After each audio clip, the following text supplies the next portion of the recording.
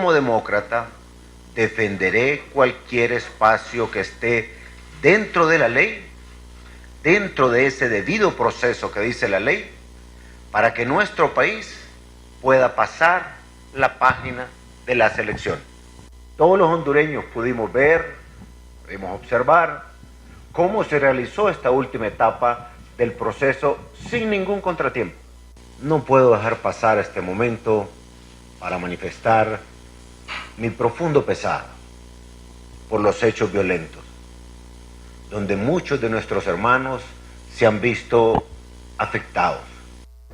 Las declaraciones del presidente Juan Orlando Hernández de la situación que se vive en Honduras. Que demuestran que el cuero de Anta no es patrimonio Chapín solo, también hay un cuerazo en Honduras, pero de este tamaño, caballero, qué increíble, que en medio de lo que está pasando y sale con ese tono, no hubo ningún problema, todo bien, cómo me lamento de que esté pasando esto, es vergonzoso. Qué líderes, Dios mío, qué líderes.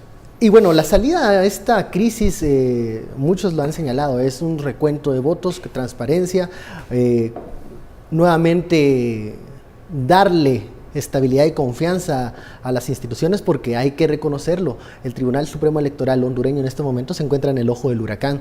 Los mismos magistrados que el lunes, hace una semana por la noche, decían que era casi irreversible la tendencia de ese 5% de ventaja que mantenía Nasrallah en aquel entonces, bueno, ahora es difícil no sostener esas mismas declaraciones, a menos de que sí exista un acuerdo entre las fuerzas para contar los votos. Aquí yo creo que no hay acuerdo para aceptar a Juan Orlando como presidente electo.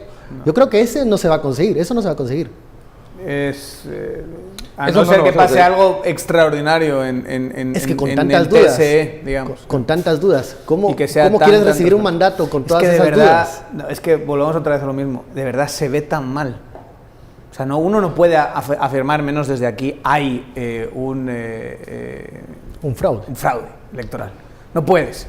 Pero qué mal se ve, que hay una tendencia tan clara, con bastante más del... eran el 57% de las mesas casi un 60. electorales. Es 5 diferencias. Sí. Es como 60 y bastantes por ciento del voto. Y tenías clarísimamente esa tendencia. Llegó hasta el 75 y clarísima, 4 puntos, 3 puntos y medio sólidos.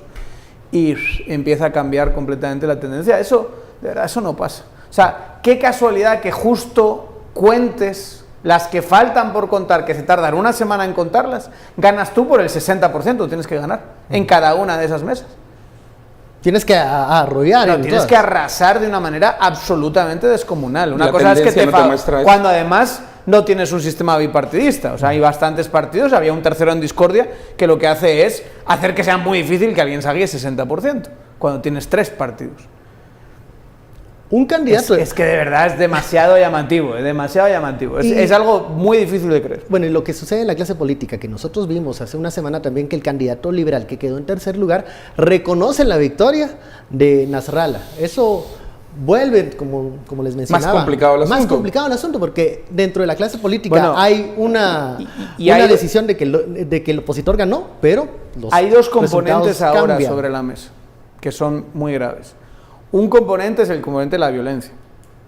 En medio de todo esto, bueno, ahí tienes desde grupos de todo tipo, que siempre hay esa clase de grupos violentos, incluso grupos criminales, saqueando propiedades, generando zozobra en eventos violentos. Luego tienes a este irresponsable sacando al ejército a las calles, cuando no es el 100% de la población el que está haciendo saqueos, ¿verdad? Son algunos. Pero toque de queda, entonces se pasa llevando a todo el mundo y hace ilegales básicamente las manifestaciones, ¿verdad? O le da un tinte de ilegalidad a las manifestaciones que aún así se han dado.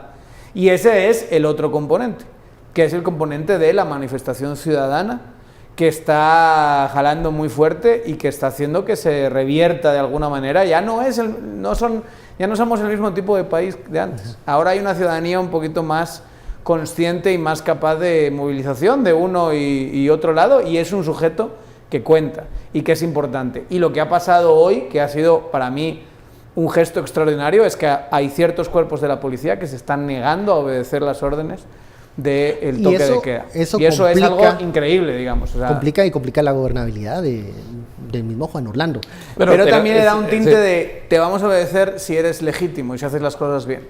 Entonces, si tu propio aparato administrativo, por lo menos una parte de él, está empezando a cuestionar la legitimidad que tú tienes de dar esas órdenes, eso significa un control de poderes, significa que tú no tienes el mando de todo esto y que no eres un aprendiz de dictador. La reacción de los organismos internacionales, que también se ha visto en estos momentos en algunos casos señalados, porque dicen, no ha sido tan contundente en algunos momentos. Ya leímos el comunicado de OEA, que bueno, ya incluso califica irregularidades en algunos actos, y que dicen no hay un ganador hasta que se revisen y se aclaren todas las impugnaciones. Aún así, hay quienes señalan que los organismos internacionales se tardaron demasiado en reaccionar, que una semana después es mucho tiempo para una elección presidencial. Es muchísimo. Para esperar un resultado certero y tratar de llevarle calma a la población. ¿Fallaron los organismos de observación? ¿Por qué se tardaron tanto? ¿Cómo ven ustedes el trabajo de ellos? Los organismos de observación no pueden fallar porque ellos en realidad son neutros, o sea, sí pueden señalar, como lo está haciendo el de OEA, pero ojo que OEA es al final pagada por los mismos gobiernos. O sea, OEA es un ente que trae el gobierno como, digamos, el observador de última instancia, pongámoslo de esa manera. Pero ahí tenés observadores. Un árbitro honorífico, digamos. Pero tenés observadores de todo tipo. Tenés de Unión Europea, tenés de Estados Unidos, tenés de Sudamérica, tenés ciudadanos mismos que se han unido. Nosotros tenemos muchos de esos grupos aquí cada vez que tenemos elecciones. Y yo creo que no es que hayan fallado, y al contrario, yo creo que fueron los primeros que Pero también juegan un papel que a lo mejor a alguno le puede parecer neutral, y esto quizás son mañas que hemos heredado del estilo de Todd Robinson, que creemos que todos los diplomáticos se comportan de una forma tan agresiva. Pero la realidad es que OEA está haciendo un papel muy parecido a otros procesos como el de Venezuela o algunos países donde también hay irregularidades y donde a ellos les cuesta muchísimo poder tener una voz fuerte que denuncie y que señale, porque son ese tipo de institución. Y por eso es que, digamos, alguna búsqueda por si han fallado o no han fallado, ellos han hecho lo que han podido hacer con la información disponible, que al final es la misma información que tenemos todos. Sí. No hay mucha variación ahí.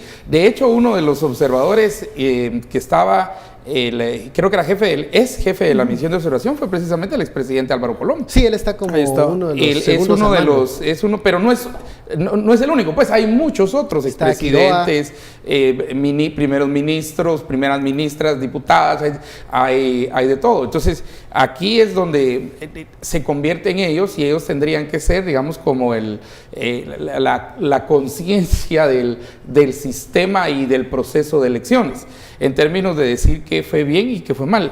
Ellos, en el entendido que primero no votaron y segundo, ese es el papel que les corresponde a ellos. Una de las cuestiones más interesantes es cuando nosotros tenemos estos equipos de observación en las elecciones en Guatemala, y a las 10, 11 de la noche pues dan una conferencia de prensa, ya cuando se conocen casi pues ya los resultados irreversibles, y ellos mismos avalan los resultados que se han dado. Pero entre 3, 4 horas después. El TSE no dijo que eran irreversibles. El TSE siempre mantuvo la postura que podrían cambiar, de que no iba a dar resultados oficiales hasta contar último acto. Todas las actas. Lo que pasa es que te da, una vez más, volvemos otra vez digamos, a lo que es usual, a lo que es común. Es una remontada que se sale completamente de lo normal. Y que además viene precedida, hay que decirlo también. Un día antes de las elecciones, The Economist saca un artículo donde denuncia un audio donde se habla de un plan B si por parte del partido de Juan Orlando Hernández, si las cosas no salen bien. Entonces, perdón, blanco y en botella. Yo creo que ahorita se ve francamente. El presidente, pues todavía es presidente, ¿verdad? Sí. Hernández está jugando al tiempo. A él le conviene que el tiempo pase. Sí. Él no tiene opción ahorita. Él lo único que tiene que hacer es sentarse y esperar. Aquella clásica de sit and wait, ¿verdad? Sentarse y esperar. Y sí, hay violencia por aquí, saquean, se van a las carreteras bandas, porque esos son delincuentes que agarran los furgones, les quitan el marchamo y los saquean. Esos videos son impresionantes. O saquean almacenes, o quieren saquear bancos, o quieren... Pero a él le conviene precisamente esto. Tal vez con lo que no cuenta es que en cierto momento la misma fuerza de seguridad se le puede voltear, lo cual no ha sucedido en Venezuela. En Venezuela es un poquito diferente, pero aquí sí. Entonces, él lo que necesita es, cada día necesita esas 12 horas, esas 8 horas que pasen con ahora, siempre con las garantías. Los datos limitadas sigan siendo los datos oficiales. Pero si él apostó al tiempo, ya en este momento, con ya las actas contabilizadas, debería de tener un momento más de certidumbre, pero no la hay. Ya los organismos internacionales dicen hay que revisar. Sí, porque ahí es donde viene precisamente el papel de los neutros que yo te decía. No puede ser de 2 meses, 3 meses. La revisión tiene que hacerse de forma efectiva, transparente y de momento entregar datos rápido a la población. Sí, él puede perder la presidencia, pero en estos momentos él es el presidente. Entonces, toque de queda. Tenés a la autoridad afuera, tenés brotes de violencia que le convienen a él. Es que miren, aquí reprimiendo manifestaciones también que son legítimas. Pero yo no sé si le convienen a él. Es que fíjate lo que ha pasado. A Honduras no, a él sí. No, lo que ha pasado, yo diría que ni siquiera a él políticamente. Lo que ha pasado hoy con una policía, por lo menos una parte de la policía. Con eso no contaba. Con eso no la decisión y diciendo vamos a hacer huelga y vamos entonces eso a nivel internacional se está viendo, Juan Orlando, imagínate muy parecido la idea de que no es un presidente legítimo y manifestación tras manifestación, y están siendo manifestaciones masivas para los estándares hondureños. Sí, correcto. Y la mejor apuesta del pueblo hondureño es seguir en lo que hicieron ayer, seguir en lo que hicieron el fin de semana, que fue pacífico, no fue violento, que fue masivo, que fue... Porque si ellos se cansan, le ceden el espacio al otro. Que él está apostando a que esa gente se va a cansar.